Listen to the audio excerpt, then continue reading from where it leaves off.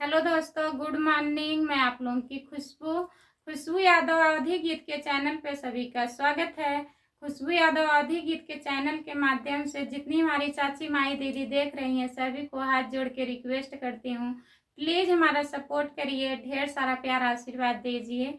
और हमारा मंडप गारी गीत कैसा लगेगा आप लोग कमेंट में जरूर बताइएगा। हमारे मंडप में टांगल रामा जी के फोटो